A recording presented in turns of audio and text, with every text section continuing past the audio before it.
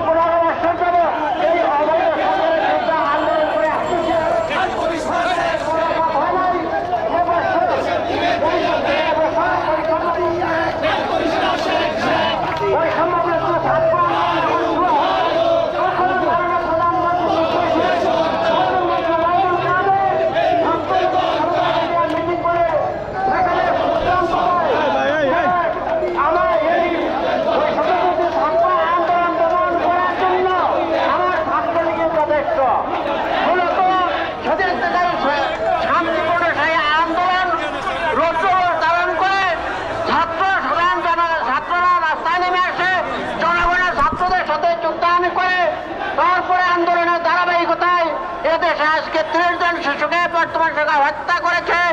500-র অধিক ছাত্র সাধারণ ছাত্র আজকে শহীদ হয়েছে। সেখানে